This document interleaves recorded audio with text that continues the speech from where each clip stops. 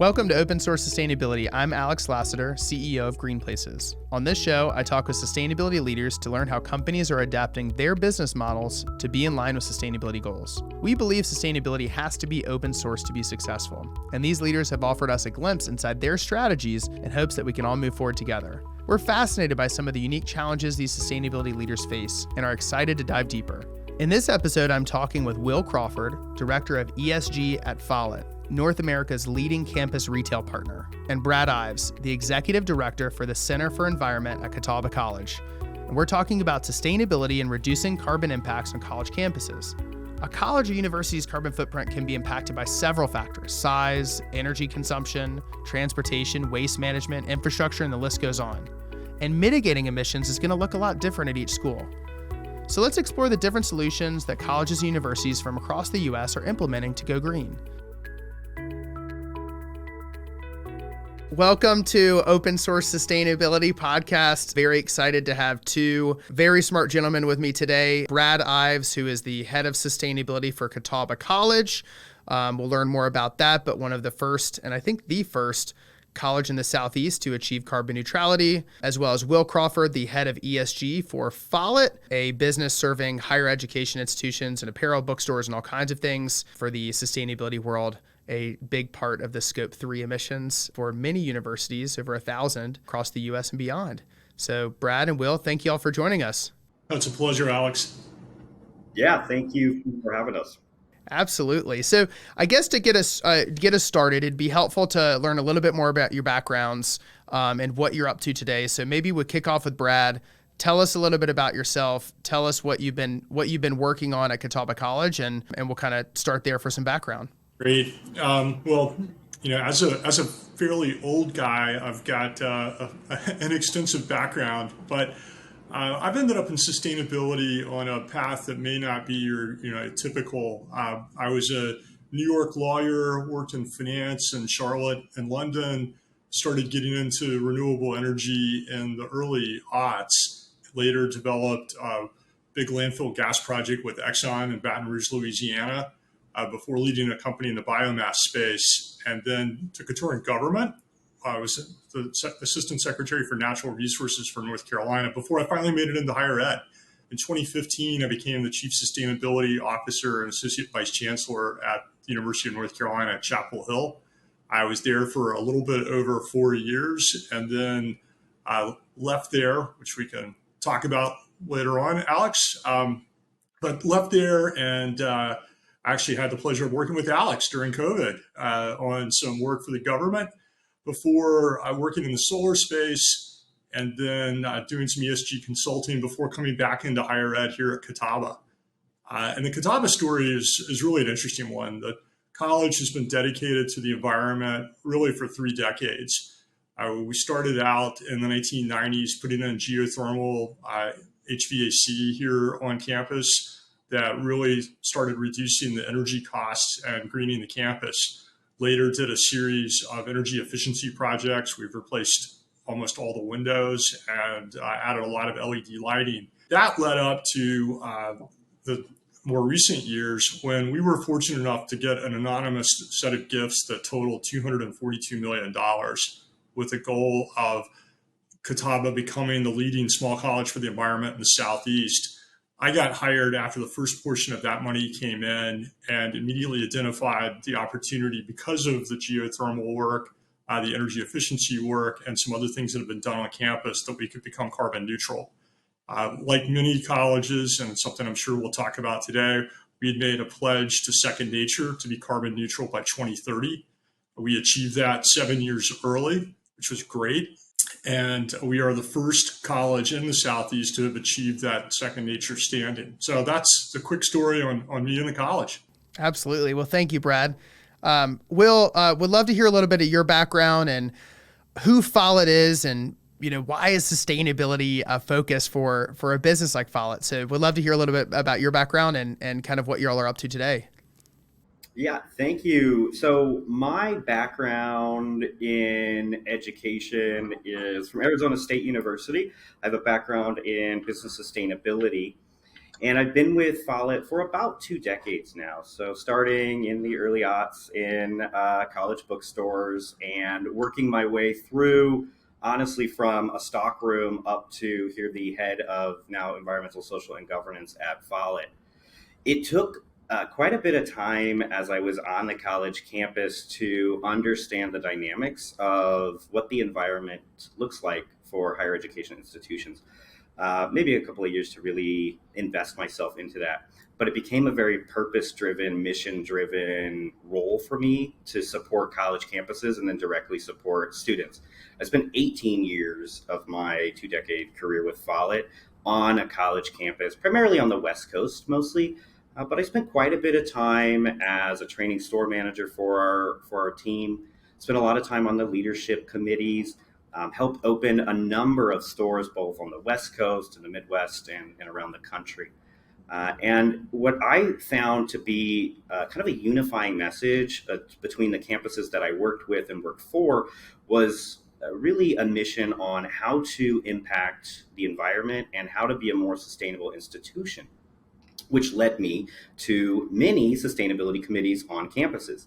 The funny thing about that was that at times they were very small committees. It was one or two people or a few people in the basement of a biology department, or somewhere in a room in the library. We're meeting, we're looking at master plans, we're talking about what are we going to do for the future? How are we going to inspire this generation to consider the environment and natural capital as a part of something that was precious and important to them?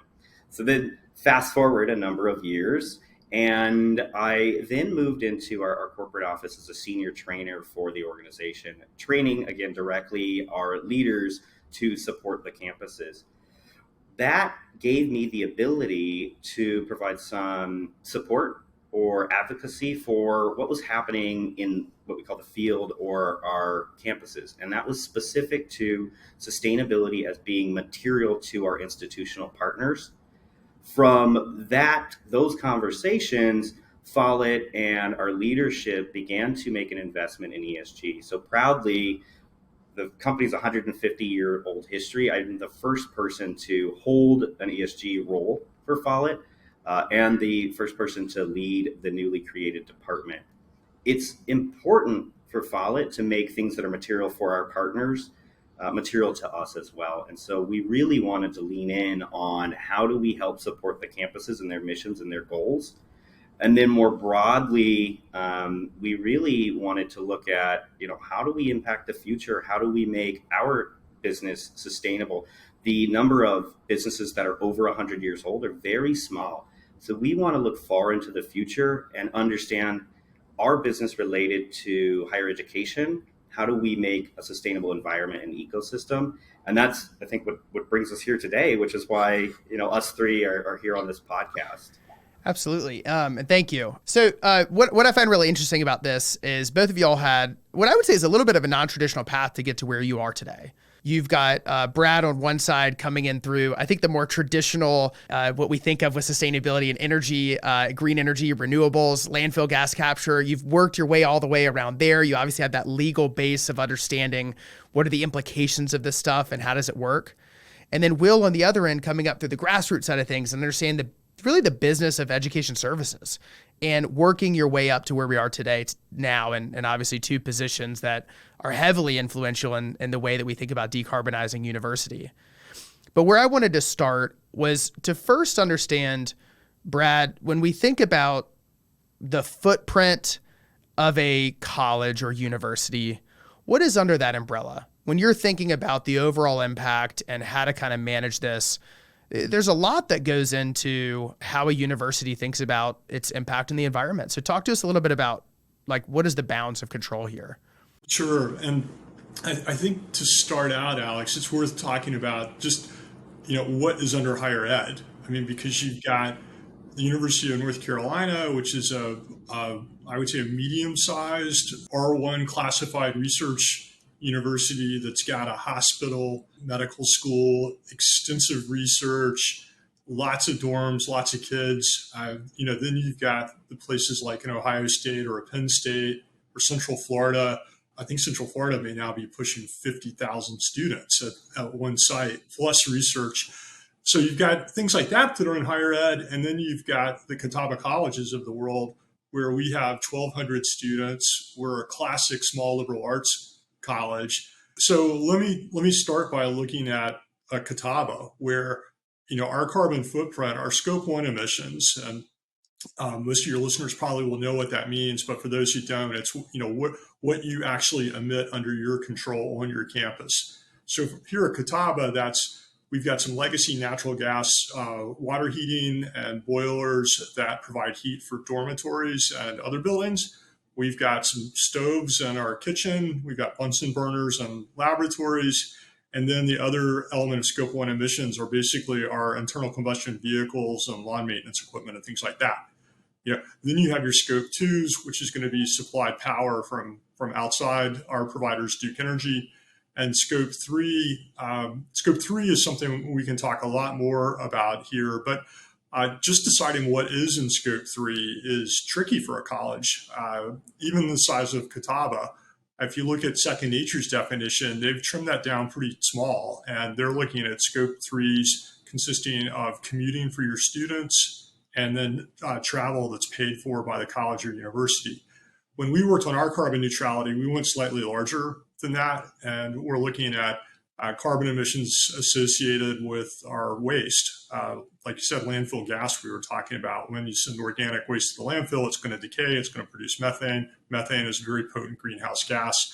You want to target that. Looking upstream at food service is something that we're getting our hands on and we'll probably report on in the future.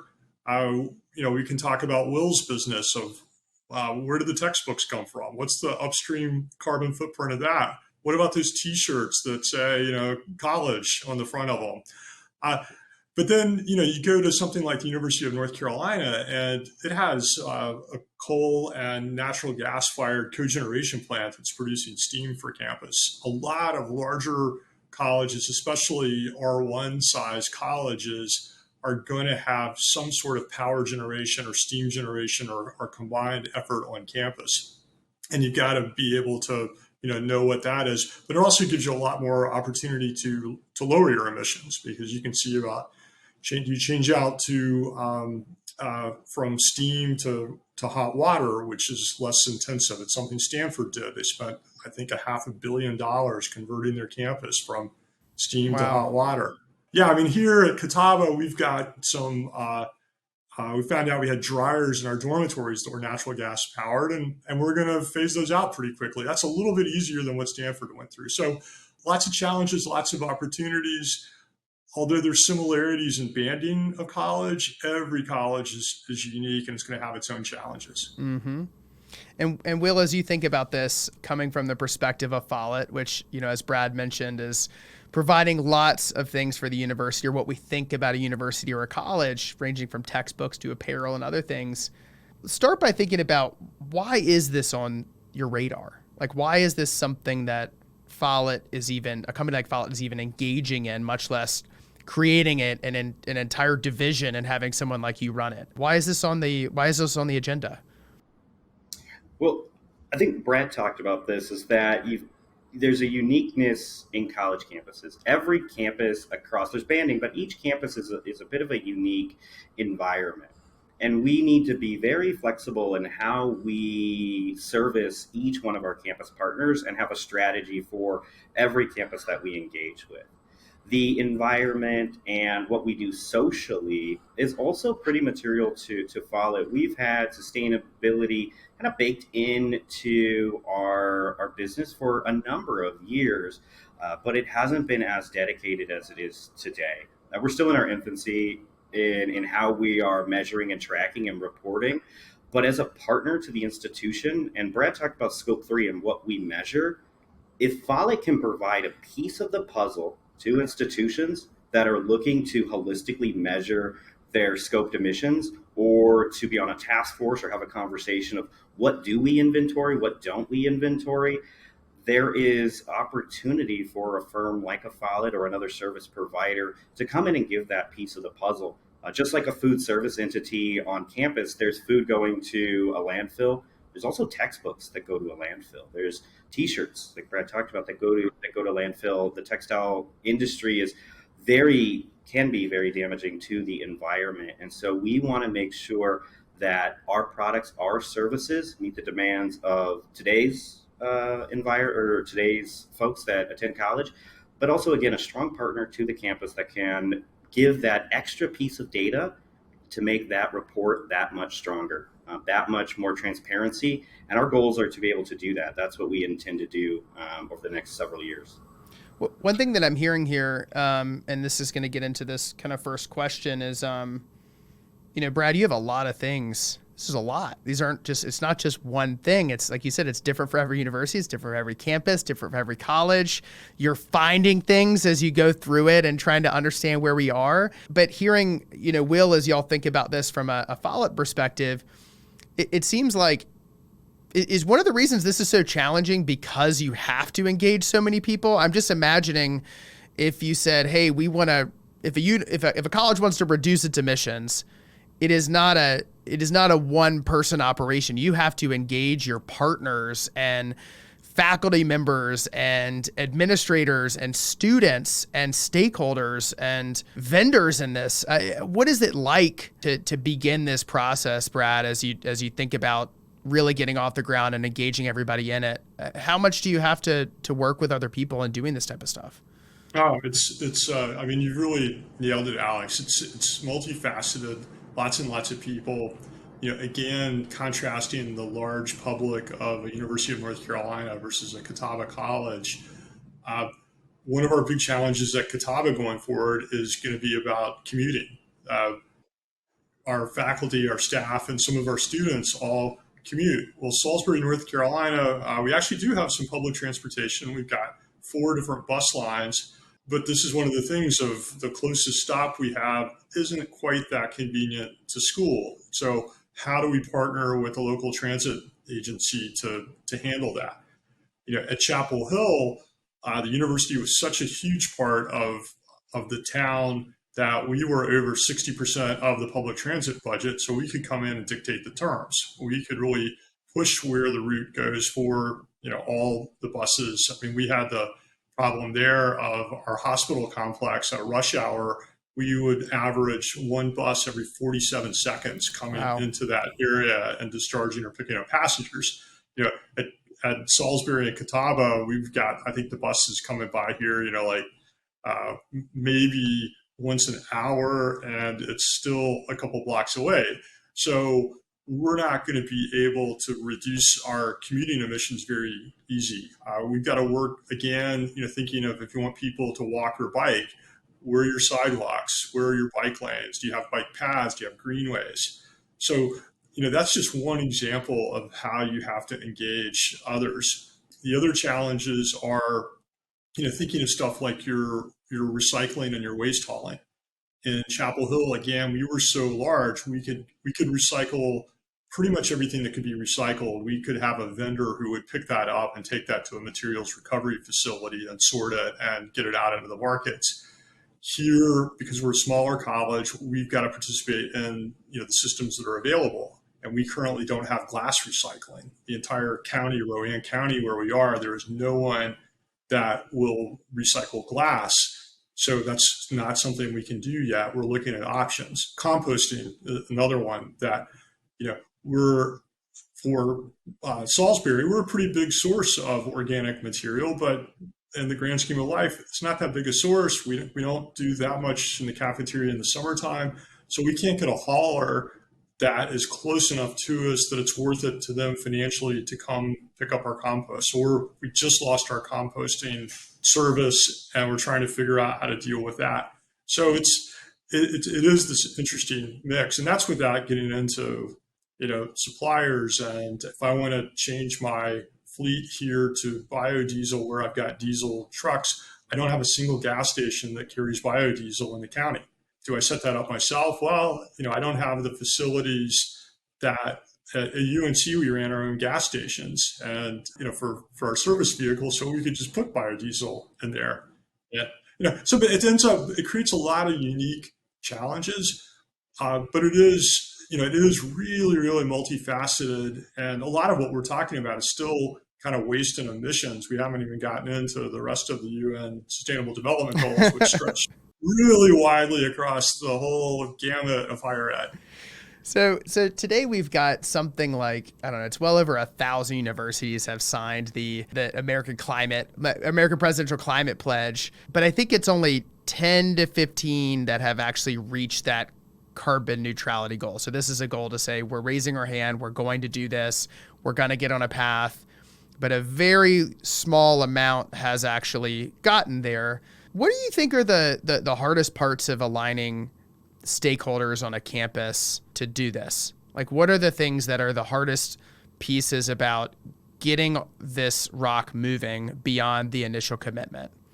Money, just plain and simple, because nobody in higher ed is at zero emissions yet. I think Catawba probably has one of the lowest carbon footprints among colleges. And when you look at the set of colleges that have achieved what used to be called the American College and University President's Climate Commitment, ACUPUC was the acronym, is now second nature, which is easier to say and remember. But in trying to do that, you look at it and you see it's folks with really small emissions. There are a couple of larger universities like Vanderbilt has gone away from that pledge and is doing it with Climate Vault, and that's a whole other discussion of what Climate Vault does and whether that's the best way to get to carbon neutrality. But there are very few large schools that are doing it, and it's because of cost. I did a calculation a year or two ago, and looking at Wake Forest University, which is one of the smallest Division I universities, that they could achieve carbon neutrality through offsets at a cost of about $350,000 to $400,000 a year. Wow. At Catawba, we ended up we're still dickering with SIMAP and their criteria. We think they were overly restrictive in how we accounted for our Scope 2 emissions. We think it should cost us about $45,000 a year to be carbon neutral, and it ended up costing us $67,000 last year. So that's when you think about that math versus what does carbon neutrality do for a Catawba and getting our name out there and showing prospective students, prospective faculty, prospective staff that we're committed to the environment, we get that money back in spades. If you get 2 kids that come here over a 4-year period just because you're carbon neutral, you have more than earned that money back in tuition. So, you can think of it very pragmatically that way. You also can just do it because it's right, and that's why Catawba's doing it. But I think that a lot of colleges are having to do the math. And one of the dirty secrets is if you go to Second Nature's website and look at the carbon neutral colleges, there are only 10 of them listed. Yeah. And that's because a couple have dropped out that were carbon neutral. They've ceased their program and done that quietly. So it's a really small number, and I'm astounded because I think lots and lots of smaller liberal arts colleges can definitely do this for, let's say $75,000 to $150,000 a year, and then use that as a way to really look at their operations and start cutting costs by cutting emissions and cutting energy expenses. Mm-hmm. Yeah, I was going to say, as we kind of pivot into, there's the offsetting side of this of being, carbon neutral and making that commitment. And the other piece of this is making these reductions. Will, you mentioned earlier, y'all know a little bit about textbooks. Tell us about what you're seeing. I haven't been in college for a while. When I was there, it was every year you got to go buy your books. It's almost comes out every year. You got to buy a new one. The whole thing when I was in school was they cannot possibly be making more versions of these things. We just had a version 6 months ago, and why are we buying another one? Where are we today? What is the path to digitalization? What does adoption look like? How are y'all, from your vantage point, what are you seeing in the evolution of the way we think about textbooks and course materials? Yeah, that's an excellent question and an excitable discussion point. Textbooks, course materials have been my life for 2 decades. And so I try to immerse myself in what does the textbook economy look like? And to your point, Alex, it's very funny that our providers, our publishers, our friends do need to turn products regularly. If you have inventory in the market that becomes aged, it lowers the value of that product. And so to continue to make a profit, you need to then version textbooks, which is called editions of books.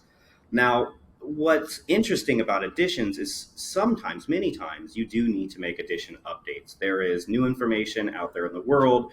There is new understandings, new learnings. You want to put the best, freshest things in the hands of the students who are going to lead future generations. I was at a textbook affordability conference sometime 2012. And the big publisher groups were there. We call them the big three. There's about five in this oligopoly, but they sat on a panel and they very openly said, look, we've kind of made this model that's broken. We don't know how to fix it. And it's because they created some of those problems of reversioning textbooks and making it less affordable and less achievable for the students. So when we looked at what is the cost of course materials, what are the programs and innovations that we can offer as a large firm with 150 years of retail experience and then course materials experience, we thought about how do we provide access for course materials. We have a program called Follett Access. Follett Access very quickly is first day access for the course materials, required course materials for a student. So every student on the first day of class or before is provided with their course materials. Now, one might say, well, how are you doing that? Well, we have very strong relationships with the campus and the publishers. We use that relationship to affect change. A great story that I love comes out of Xavier University. And, Brad was talking about the ROI basically on sustainability goals. And, you have a couple of students enroll and that helps provide financial support for the campus. Well, Xavier took a problem, and there's many studies about this. 30% of students don't go to school with a book.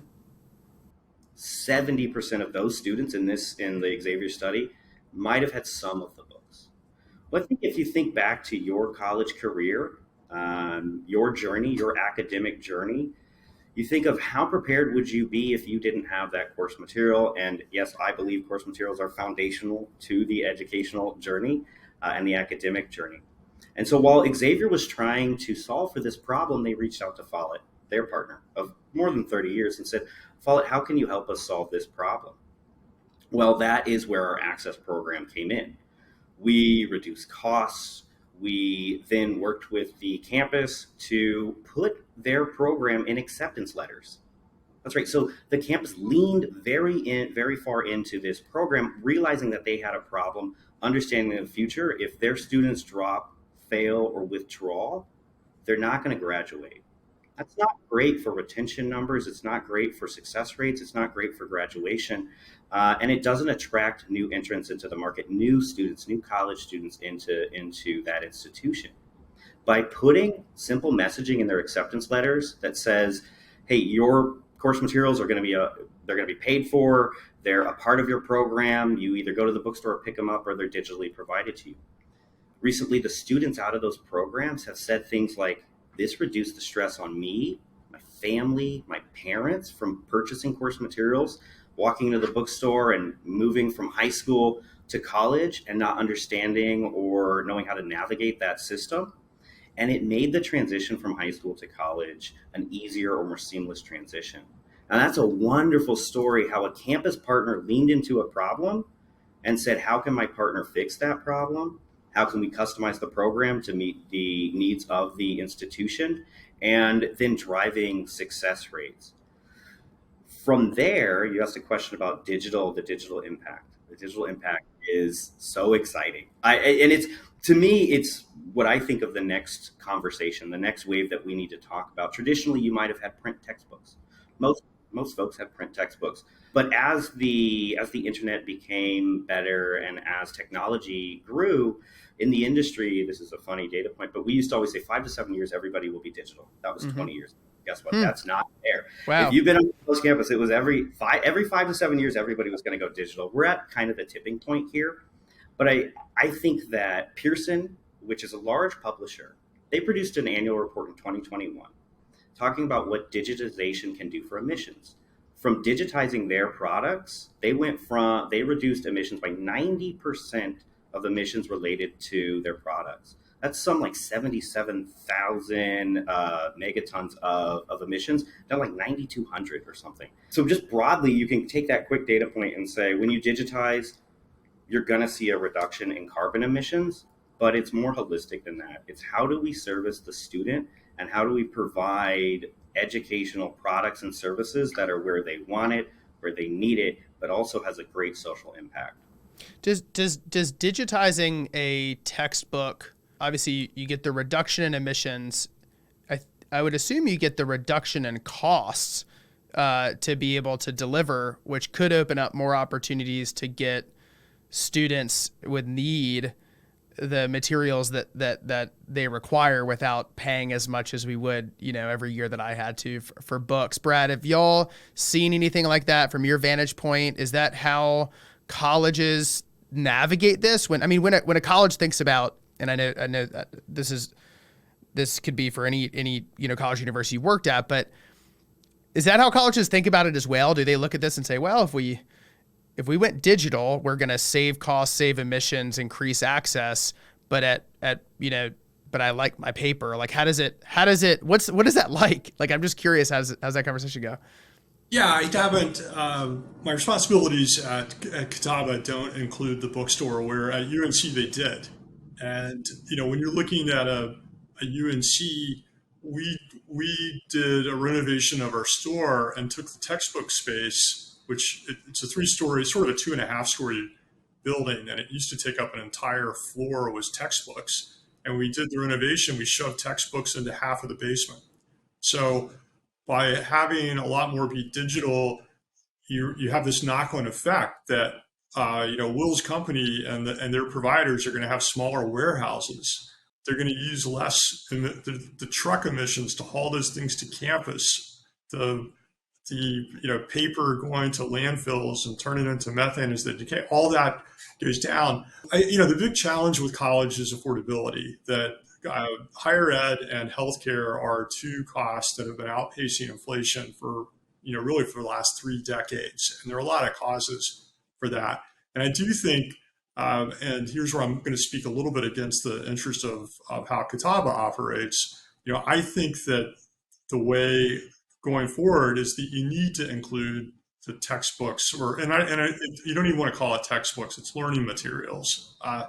You need to include that cost in your tuition. You're really nickel and diming your students by expecting them to spend $250 to $350 a semester additionally after they've paid you $40,000 to $70,000 for their tuition. Why not include it?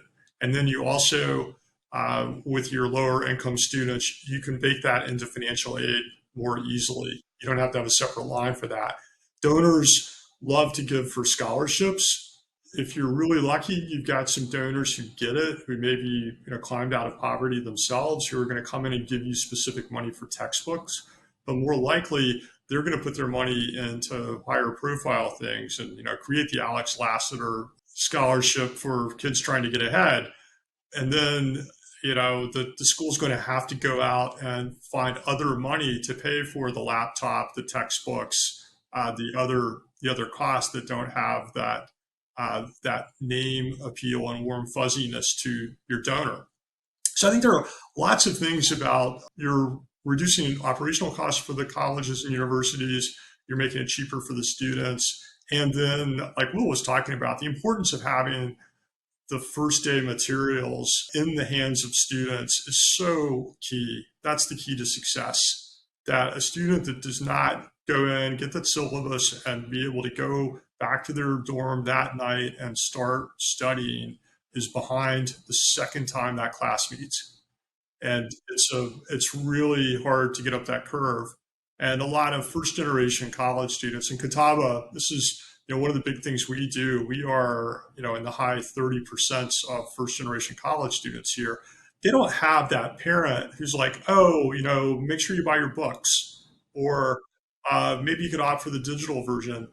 There's a lot of just pure lack of knowledge of how college works, and having a system that makes it easy, that says, click here to get your course materials upon first day of arrival, and it all just streams into your account and you have it.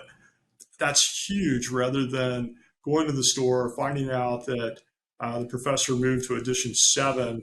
Edition 7 wasn't stocked enough, so they've got some edition 6s that the bookstore maybe got, and then he or she's teaching out of a different edition. You got glitches like that. So there's so many things that are great about digital copies, and I think it's a time where we're seeing some really important change in higher ed that's going to allow for more success, because ultimately, there's another point that Will made that's really huge, is retention.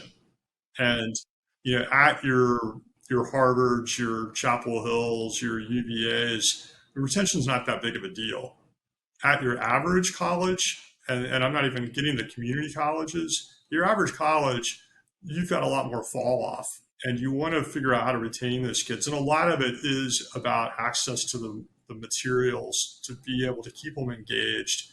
And otherwise, you're squandering a lot of wealth and saddling people with debts for incomplete educations that aren't going to serve them in the way that they could. So lots of good change coming, and it's helping on sustainability, but I think it's also helping on these other goals of lifting people out of poverty and providing a quality education to them. Yeah. I think a lot about the kind of the historical sustainability definition of people and planet. And it is interesting as you think about this, I'm thinking about this from a finance perspective. If tuition and obviously alumni support, over the history of a student, the lifetime value of a student who successfully completes college, does well, earns great grades, gets a great job, continues to support through decades, hopefully, of their life, that breakage is extremely costly to a university. And if a leading indicator of that is, and I experienced this, I did not come to UNC with need and financial aid. I was fortunate enough to not have to be in that situation. But I do remember getting there and someone saying, "Well, did you buy your books?" So I didn't budget for buying books. I said room and board and books. And I said, well, how much could books possibly be? And then I realized, oh my gosh, that's a lot of money. But it's interesting as you think about this, and we kind of, I guess, think about the future of higher ed, which I'm sure is an impossible question. You've got one new axis, which is all of the sustainability concerns, the rising cost of materials, of energy. You've got the general public opinion. You've got donors. You've got all of that stuff. But then you also have digitization. And digitization could potentially be a solver for access and textbooks. But, and Brad, I'm curious on this as well. But as you think about where this goes in terms of access back into the community, a university or a college can now serve somebody remotely better. I know virtual classes at UNC were just starting when I was leaving, and has, I think, probably turned into a larger revenue center for a university. How do you think about the 10 to 15 years from now future of higher ed? What are some of the things that y'all are anticipating as you look at this through a sustainability lens? Wow. I mean, a lot of it is, this traditional model of you go somewhere for 4 years, you sit in the classroom and you get taught by a professor out of written books. That model is changing really quickly. There are a lot of flipped classrooms where you're going to get a lot of content online outside the classroom in an asynchronous way that you can go watch a Khan Academy type video and then come into class to talk about what you heard in the lecture that the professor has already pushed out to you. That's sort of the simple stuff that's going on. The more complex stuff is how can you replicate the college experience? Like Western Governors University is one that's come out of nowhere to be a huge player. Arizona State, Will's alma mater, has been a leader in online education. Liberty University is really massive player in that space. I worry it's just like work from home versus being in the office, that you do lose a lot of what's in the experience, because part of college is a maturation process. Human beings, we mature very slowly. We're really, our brains aren't fully formed until we're in our mid to late 20s. Mine's still not fully formed, I don't think. Yeah. Or maybe it's degraded. I don't know. I'm with you there. And, so a lot of the experience is the socialization, and coming out of COVID, we're seeing this with the loss of, with kids coming to college who missed having high school in person, and it's really settled back. So there is this element where we need people to be in classrooms and to have those types of discussions, and just to walk around campus and catch a coffee or lunch with somebody who picks up an idea from a class and talks about it, and they start teaching themselves and they learn. So we have to continue to have that. The opposite extreme is, I think, lifelong learning is going to be the key, because we don't know what the jobs of the future are going to be. So how do you position people to learn continuously? And colleges like Catawba are looking at this space. Do we offer certificate programs? Really, some of the Ivy Leagues, like a Harvard Business School, was a pioneer in this. Of bring people in, and you don't have to give them a full MBA. You bring them in for 2 weeks in the summer, and they get a credential. Well, that's now gone mainstream. So there's going to be a lot of learning where you get a certificate. I've been through 3 different programs like this myself, and I did an investment. I became a chartered alternative investment analyst, self-study, and an exam. I became a GRI certified sustainability professional. I became a Global Association of Risk Professionals Sustainability and Climate Risk certificate holder. These programs were awesome, and a lot of it was asynchronous learning or study on your own. And I think that's going to be more and more a part of higher ed. So you're not necessarily just going to come in and get a 4-year bachelor's type degree. You're going to need to be Microsoft certified. You're going to need to come back after your mid-career and get a certificate. And like AI risk management is probably going to be a real popular certificate as soon as somebody figures out what the heck that looks like. And I think that'll lead to a real evolution of higher ed. But there's still this part of me that says we got to have college campuses. We have to have people coming to them, and we have to have them building that lifelong network and the social skills that are key. Yep. Will, how do you think about the future of higher ed? Yeah, so I'm nodding a lot as Brad is talking. This is a very exciting part of the conversation. There is an organization called National Association of College Stores, NACS, and early 2000s they had a magazine. They still have it, called College Store. And it talked about what is the future of the college store, the campus store environment. We're always looking at, okay, what does this look like in the future? And to Brad's point, it's hard to project very far into the future. He's absolutely correct in that certificates and these micro education credentials are becoming important. The environment of a digital world and being in that digital environment, you do at times miss the camaraderie of what a college campus is all about. So we need to solve for that. Follett's very concerned with the academic journey, all the way from your acceptance letter to being an alumni, and then sort of celebrating each one of those milestones along the academic journey. What does it look like in a digital world? How do you engage with your classmates in a thoughtful manner? And I am a 100% online student. I have been pretty much my entire collegiate career. Except for when I was in junior college and I had to hop on the bus and go to the class in the evening after I was working in the bookstore.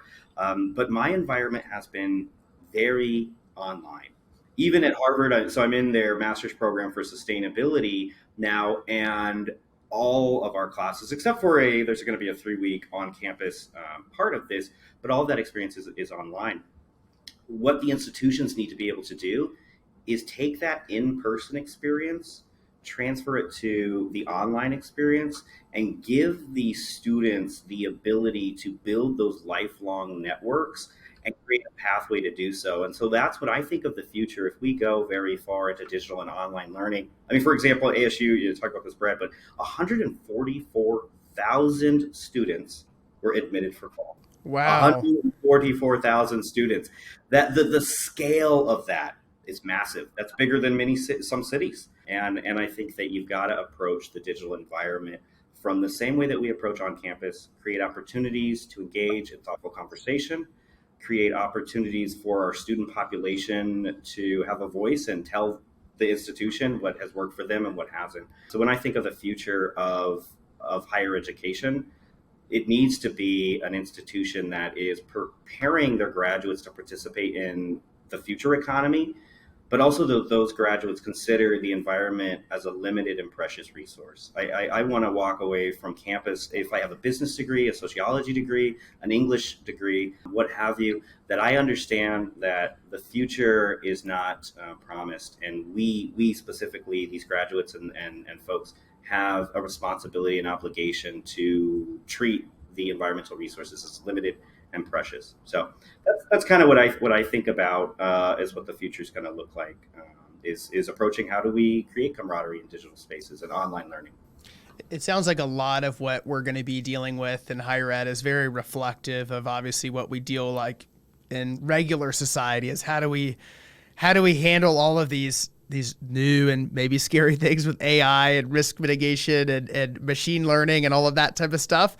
How do we think about digitization and location mobility and access and the challenges of a society that has been ever more different from a socioeconomical status perspective and income and the cost of education increasing? So there's a lot going on here. A lot to, I would say, be worried about or anxious about as we try to think about things. But I'd like to end on, from a perspective, if we have it, of what are some things that give you some optimism here? And I'll start, I think, something that I have loved from this conversation from both of y'all being here is we've got a willing institution represented by Brad, and there's clearly a desire. You got thousands of colleges and universities raising their hands, say, we care about this stuff, but admitting this is a really big challenge and we can't do it alone. On the other side, you've got vendor, that's been around for 50 plus years, who's committed in a huge way to not just solving their profit issues or their way to figure out recurring revenue, but finding ways to be able to create access for students, to be able to increase success rates in colleges, to be able to address these challenges that Brad in the institution side of things is unearthing.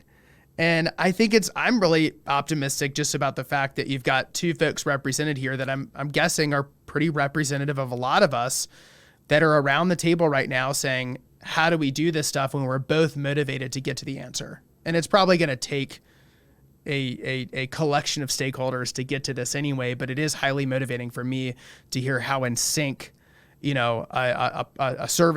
large services provider and a very, very forward-thinking institution can be on an issue that, frankly, outside of this space can sometimes be more divisive. So it's great to see on the business side of things that there's a lot of alignment. So that gives me a lot of optimism. But Brad, what gives you optimism about the future here? One of the things we haven't talked about, Alex, is the impact of the Inflation Reduction Act on higher ed. It's going to be massive. And I can give you an example of something that happened here at Catawba. I mean, we're a 150 plus year old institution ourselves. The campus here is over 100 years old, and we've got infrastructure problems. So our HVAC in our library went out late summer, right before we're coming back into school. We've had to bring in temporary units for that. But instead of going like, okay, we're going to replace like for like and put the same thing back in here we were able to get a very forward-thinking engineering firm in here, and they said, oh, you guys can actually, geothermal's evolved since the system you had in. You can put in a better system. It's going to, make your energy use intensity in your building, take it down to, incredibly low levels. And prior to the Inflation Reduction Act, it would have cost you, significantly more than going like for like. But with the act, it's going to be the same price as putting the same stuff back in that's not as efficient. So long-winded way of saying, because of the Inflation Reduction Act, we're going to go with an enhanced geothermal system for our library, for our chapel, which is right next door, and for another building. And this is going to lower our emissions going forward at the same cost that we would have had. Another example is we went out to buy our first electric vehicles, and one of those was a Ford Transit van. I priced the Ford Transit gasoline van, Ford Transit electric van. They were the same price. Wow. But under the Inflation Reduction Act, we get $7,500 back by buying the electric. And it's costing less than that to put in an outlet for the thing. So we're going to save money by buying an electric vehicle and then having that on campus, and we'll save money long term. So I think there are, just to pick one small area, that higher ed has got this great opportunity to renew its infrastructure and then to use that as a tool to teach in the classroom about finance, about the environment and emissions, all kinds of different things, about decision making, about how you excite your student body about it, and do that in a way that, because of this great act, is going to be cost neutral to you, or might even be better off making the greener choice. So that today is something that excites me to no end. That's amazing. Being able to take something that was previously a cost center to be able to go back and say, actually, I'm going to save the university money in a time that we need it, is that could not be a more positive thing to be able to say. And I think I read, it was in The Economist maybe 2 issues ago, $2 trillion worth of incentives coming online to help institutions, buildings, businesses decarbonize. Savvy universities, savvy leaders, savvy vendors will be able to figure this out in ways that will benefit the universities and the colleges that can. And for those that can't figure it out, they're going to miss out on that type of stuff. And obviously that's great news. That's amazing. Will, what gets you excited? What gets you optimistic about the future here? This podcast. No, I was listening to Brad and talking and hearing about how you take that cost center, turn it into a revenue generation, how you use sustainability ideas to create excitement. I think that's exciting. I'm probably going to be a little bit more sort of cheesy on this side. What excites me about the future is watching enrollment grow into programs for global futures, for sustainability departments, for these kind of things. Right now, as we're talking, it is back to school season. We are admitting millions and millions of students across this country and globally. And I think about the first time I picked up my Sustainable Cities, my Sustainable Worlds textbook, the first time I opened Silent Spring from Rachel Carson and began to read that story, or looked at Drawdown or some of the other texts that became very seminal in my education of sustainability, the interconnectedness of the world. And what is optimistic or excites me is really thinking about these students very intentionally, considering their future, considering our future, and how they are going to solve some of the complex problems, the wicked problems that we're discussing today. They're going to have the solves for them. They're learning that today. Right now, there was a student sitting in a classroom that is hearing about sustainability, that is dreaming about being on this podcast. And I think at Follett, we're all excited to really inspire, enable, and just celebrate the academic journey for our students and our partners. Well, that's amazing. And I agree, actually, we would love to employ any of those students if they're out there listening. But you're right. I think every time I engage with students, I am always shocked about how much smarter they are than I am today. And I was back then as well. But just how much opportunity there is here. I mean, when I was in school, going into an environmental studies major, not a lot of career opportunities, maybe on the law side of things. There's certainly some in NGOs and things of that extent, but it just seems like such a great place to do this. And on the global stage, it doesn't seem, and I'd be interested in y'all's opinions on this, but can we reach our climate goals as a society without engaging higher education? Is it possible to get there without higher education heavily participating? No. I don't know, Brad. If you want to say no, I'll say no. No. Not a chance. Not a chance. Yeah. All right. Well, at least we've unearthed the big thing is we got to get started, get people moving. You got a 1,000 universities and higher education institutions that raised their hand, at least, that said, I'm interested. You've obviously got millions of students thinking about it. You've got vendors, partners.